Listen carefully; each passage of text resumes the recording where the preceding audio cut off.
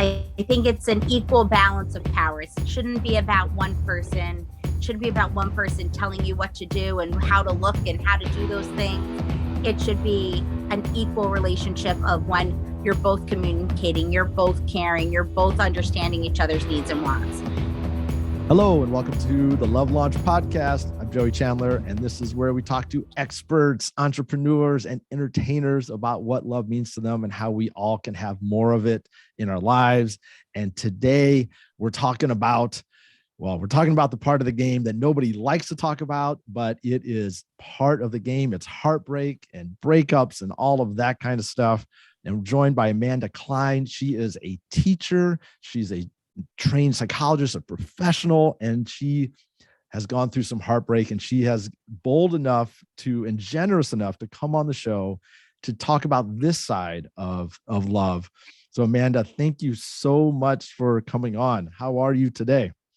I'm having a good day, and thank you so much for having me and letting me share my tale of heartbreak. And it's very nice to be able to share with you everything I've been through. Oh, I really appreciate you, making a point, to reach out and say, hey, I want to talk about heartbreak. That takes something. So I just want to say, huge props to you on that. And before we get into the heartbreak and all of that kind of stuff, for our listeners, what does love mean to you? I think love, there's different meanings of love for me. There's self-love that I have when I'm just walking my dog and I just love walking with him and just relaxing. There's a love I have of cooking, a love of that.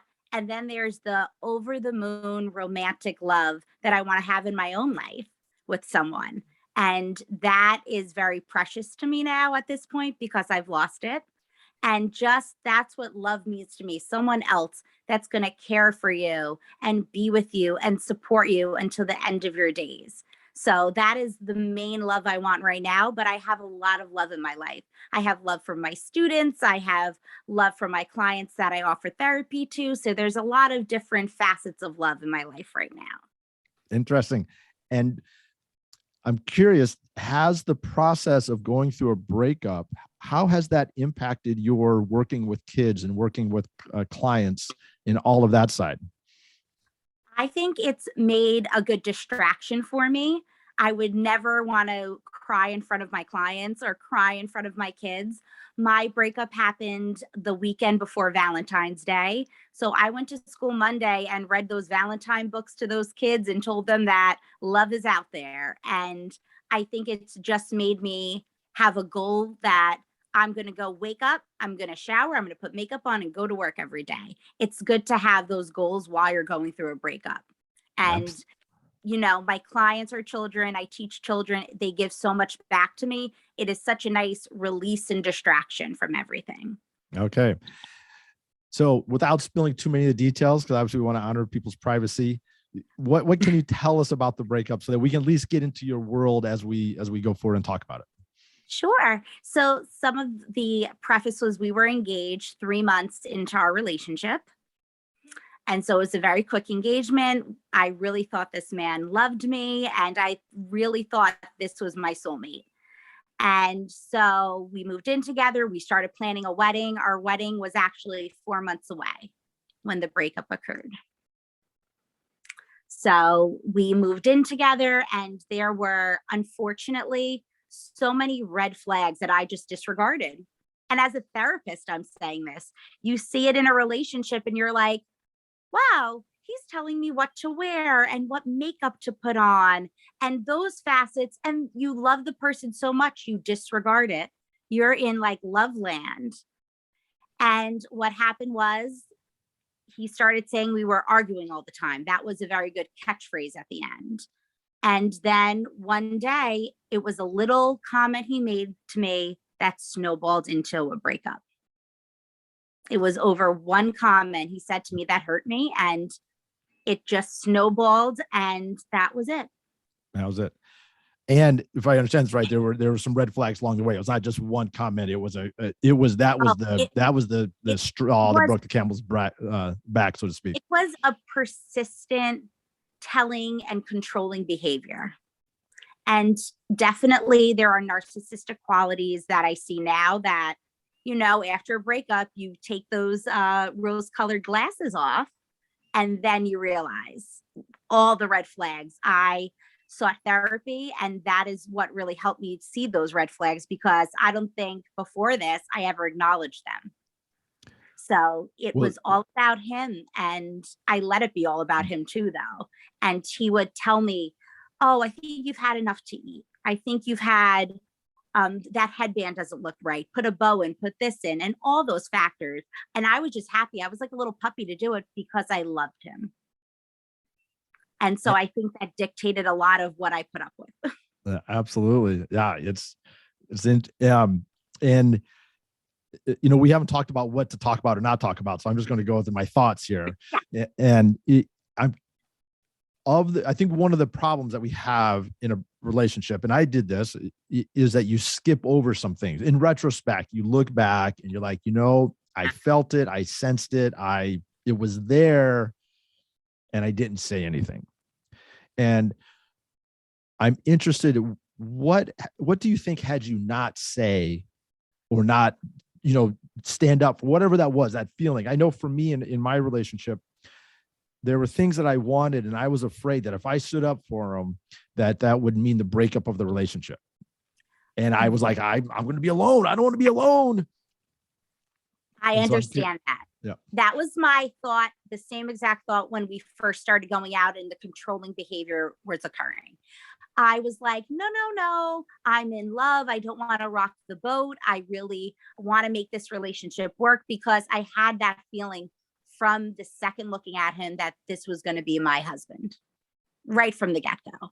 And so I think I put up with it, and I wanted to have that perfect relationship. He always told me, be kind to me, be this to me. And I was like, oh, I am. I'm going to, do those things and be that perfect person. And I didn't want to rock the boat. And in like little instances where he would not feel well, or there would be something going on with him, I would say, oh, I'm a little overwhelmed right now, because, men can't take pain sometimes. And so I would verbalize that to him, and he would say, well, if you're overwhelmed, you can leave. If you're overwhelmed, I'm not going to share anything with you. And so that would make me just zip up right away, because I didn't want to lose him. I really loved and adored him, and I wanted to make this work, especially that we were going to get married and do those things. I wanted to make this work. And I think I just pushed everything, all my senses down, and just focused on the love I had for him, which isn't a bad thing to do. But when you see those red flags, and now in retrospect, I should have stood up for myself more. I should have said something and had those difficult conversations, because if you don't, your relationship cannot grow. It's not going to work. Yeah. You're either going to end up in some place that you don't want to be, or you won't get to where you won't. Either way, you're not going to get to where you want to be. Exactly. Now, this just happened. So this is what, a month, 6 weeks ago? Yep, month. Yeah. Wow. A little over a month out. A little over a month. So this is brand new. So obviously we don't have too much, like, in retrospect, how far have you grown? But in that time, I'm curious, what has this done to your sense of love, and how one might be able to foster it in life? Like, what is this teaching you? It's taught me that I still want to have love, and I still have hope for a relationship, which, if you talked to me the week after, I was the one screaming and crying saying can't live without him. So I think that is definitely now dissipated. And now that I've had time to process it, I definitely still have that urge and want to find somebody, which I don't think after a breakup, some people have that. And I really have that urge to want to find love, and to find love that's right for me, that I know the person cares about me. Because at the end, I was just cut off. It was done through texts, and that was the end of the relationship. And I moved out, was not even there, did not face me, blocked me on social media, blocked me on his phone, and that was it. I had no say in the matter. He got to say some things. I said one mean thing back, and I was cut off. Interesting. Okay. Yeah. Well, And there's a bunch we could go down that story, but we're not going to go down there because we're going to talk about how we can use this going forward.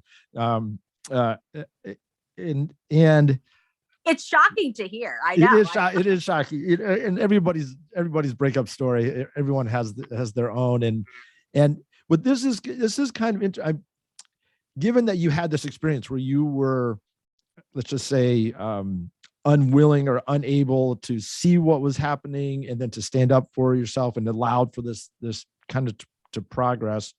And I'm not saying, I always say, I'm not saying it's 100% your fault, but obviously we all bear responsibility for our experience inside of a relationship to certain degrees. And I'm curious, what are you doing now, or in going forward? What are you thinking about going so that you might be able to avoid this sort of circumstance again? And not necessarily the circumstance, but you're not being able to speak up for what you want, because that's so important. I think definitely I would recommend anyone to go see a therapist after a breakup and talk about that, because it's not only talking about the end of your relationship and those red flags, and you get that introspective perspective of everything, but also you work on yourself. Like, I know right now I'm a perfectionist. I want to make everything work and do that. And, sometimes it's not going to happen in a relationship, and you need to accept that. And you need to be brave enough to have those starter conversations Yeah. and to express to your partner. And that's what I'm learning to do, to more be expressive about when I don't like something, or when I have those negative thoughts, or whatever it might be, to learn how to express it, even if it's outside of relationships, like my negative thoughts about this and that, whatever it might be. It's learning to be comfortable enough to express them. Absolutely. And are you doing that now? Are you standing up for whatever it is, like not in terms of relationship, but in other areas? Yes, my job, like, for example, I have a teacher's aide in the room, and I will say, more be proactive and say, can you do this? Let's do it this way. Let's do it that, and be more comfortable. And I think standing up for myself and standing in my own skin and being reassured that the other person isn't going to say a negative comment and do that, because in my relationship, when I brought it up, it was always negative when I tried. And so it's kind of letting that go, and that's the past, and moving on and realizing it's not always going to be a negative conversation. And, that's something I wish that he did at the end, just had a sit down, mature adult conversation, and realized it was going to be what it was going to be. It is what it is. But to be brave enough to have that humanity and compassion, to have a conversation and stand up for yourself, and whatever it will be, it will be. Yeah, I think that's hard. That's so interesting. Especially this is so like in the moment so many times, and this is so beautiful. I just want to applaud you again. So many times people are like, and I did this, I've been working on it for a couple of years, and so I'm sort of working through it. But to be in the crux of it all is so, it's like being on the football field. And that's the thing. We all have good days and bad days with this. And do I not cry anymore? Of course I cried. My wedding dress came in 2 weeks after this happened. oh, So, you have those days where you're going to be emotional and it's okay to cry. And then you have the days where you're good and you come to peace with things and it's very positive. And I think that's what got me through to the point where, yes, I would like to find love. I opened a new business during this, to have a new purpose in your life. I think when you self-reflect and do those things and realize, you are going to have those bad days and have those emotions, and still wake up the next day and try to have your best day. absolutely. And how are you? So you talked about having kind of putting on the makeup, going to work, you're doing your routine. Like the routine is really powerful. Are there other things that you're doing to help yourself go through this in a healthy and in a powerful and positive way? Of course. I, definitely seeing a therapist has helped me just express myself and work on myself and look at the relationship with new eyes. That's something I do. Working out, playing with my dog, all those things are something that I treasure now and really do on a daily basis, and try to do something little every day, whether it's getting my nails done. I got my hair done this weekend, doing those self-care things. Like, it's the little things. And of course, my therapist actually said this to me, and I think this was a very good: find the support during this you want. Everyone's going to tell you different things and say different things, but the support that you need and that speaks to you, surround yourself with that. And that And I think is a very good lesson. absolutely. And how do you describe the support that you need? I definitely, the first day, needed someone just to like sit with me because I was so upset about it. And my parents and my family surrounded with me, and that's the support I needed. Just to someone listen to me cry and listen to me, say these red flags, even that my parents didn't even know about. And they looked at me and they're like, what? And I was like, oh, yes, those things happened. And I think just that is the support I needed, someone to just listen and let it out. Your emotions are going to come in waves when you're dealing with this, and it's okay to have that. And for someone to tell you it's okay to have these emotions, it's okay. Those are things that I think a lot of people in life hold back, or they say, no, I don't want to go to a therapist. There's a stigma with that. And I think just really getting that support from somebody, especially outside sources that don't know you and don't know clearly my ex-fiance, and hearing that, wait, no, that's not good behavior. And hearing that, to break up with someone, that's kind of, that's not right. That's not normal. Those are things that really gave me some comfort. And that's what helped me. Mm. Did you have to deal with any like embarrassment or anger, like talking about, like admitting, like, this happened and happened and I didn't say anything? Definitely. And, the sad part is, again, I didn't get to say anything at the end. He blocked me and we have not been in contact since. Well, I was thinking actually when you're talking with like you say, you're talking about your Oh, family and saying like, yeah. oh yeah, this happened, this happened. Did any embarrassment or anger come up in that? The more embarrassment was that, my parents were helping to pay for a wedding. That's not going to happen. Mm. And so I think that was very embarrassing for me to have to, go through that and see that and explain that to them. Also, they really formed a relationship with this person, and they really saw him take care of me. And he promised them that he would always love and support me and take care of me. That is something he said on every time he saw my parents. So I think my parents also went through a loss with this, and to see their child grieving over a relationship and doing those things. And I felt so bad they had to go through that. They had to see a loss of a wedding, a loss of a son-in-law, and the loss of their daughter's personality for a little bit. I think that was very embarrassing and very hard for them to see. And have you gotten to the point where I'm not going to say grateful, but at least, or maybe not happy, but at least like I'm kind of glad this happened now versus, after the I do's? Yeah. Yes, I think after a wedding, and if there was a child involved, I always think that it's, this clearly wasn't right for him, and it clearly was not going to work. So I rather, let go of that now versus when I'm down the aisle. What if he did this the day before the wedding? That's what everyone says. And I do think he would be capable of doing something like that.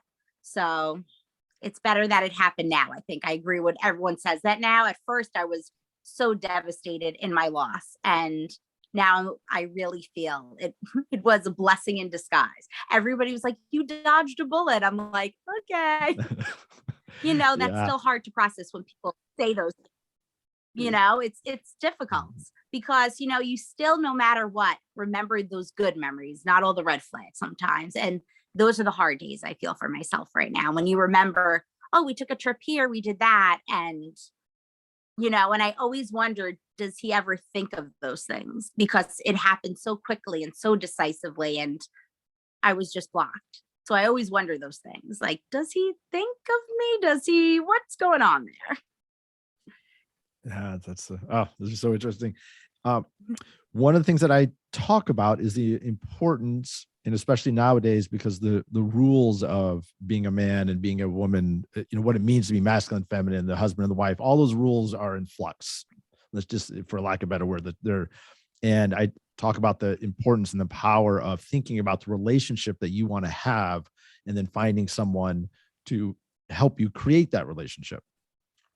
and it's only been a month, so there, you may not have anything on this, but you did say you want to find love again, and you're excited about it. And I'm curious, like, what sort of relationship are you thinking about creating after this, or has that changed at all? I think definitely a relationship based on communication and listening to the person and having those hard conversations with the person too, that they feel that they can express themselves, that it's not all about them all the time, or it's not all about their needs and their emotions and their wants. I think, putting something more of an equal relationship, because I did put my ex fiance first all the time. And it gets tiring and it gets those things. But again, I didn't say anything. So, I think definitely a relationship that we're more equals than anything is something I'm really searching for. Yeah, I just did a great interview, and where we're talking about losing yourself in a relationship and how that can happen, and the importance of keeping the activities where you can be fully in the relationship, but you're also not losing who you are. Yes, I think it's an equal balance of power. It shouldn't be about one person. It shouldn't be about one person telling you what to do and how to look and how to do those things. It should be an equal relationship of when you're both communicating, you're both caring, you're both understanding each other's needs and wants. And that's something that is definitely a goal of mine in any future relationship that I hope to have. That's great. So a couple of questions that we have when we start to wrap this up are there any movies or books or anything that you've been reading or watching or listening to that you'd like to share with people?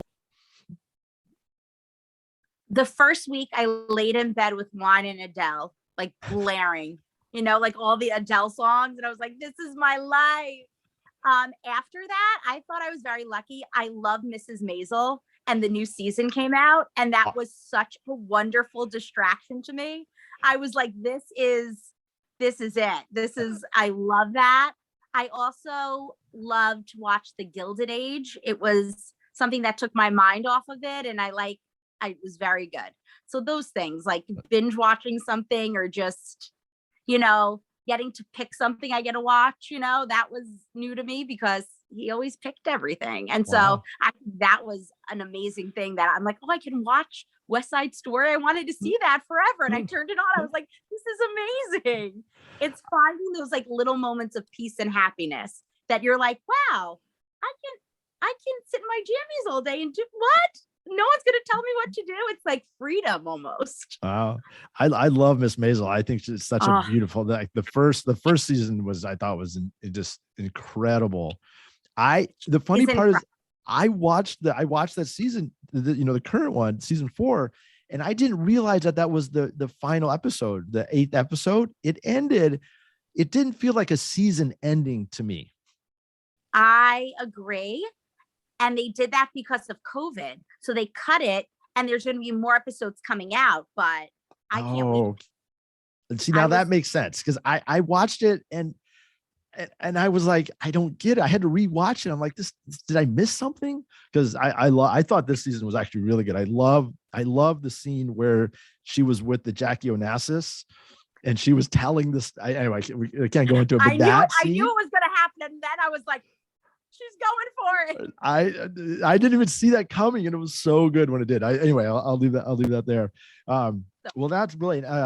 Well, I just wanted to say thank you. And Adele, I love it. Like Adele's the breakup. I was like, just like blaring in my car going to work as I pull into school, and like tears down my face. I'm like, I'm fine.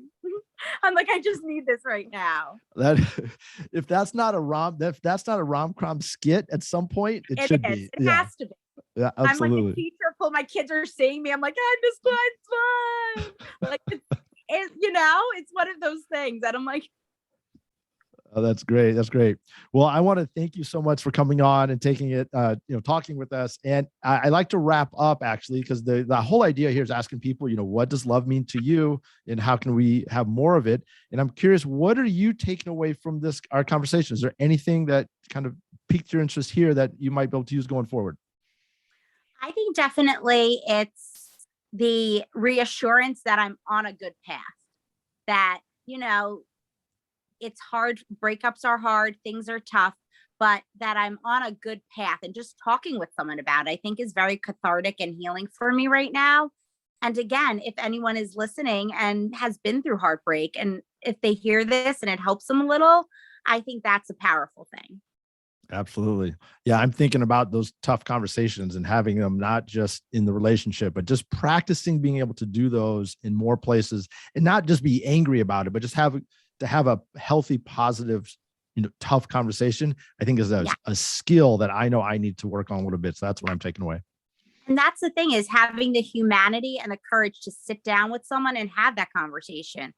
Don't ghost them, don't dismiss them, don't, throw everything out in the house that reminds you of them. Don't erase them from your life. Sit down and have that human connection and the humanity to do that. And it's okay if it ends badly. It's okay.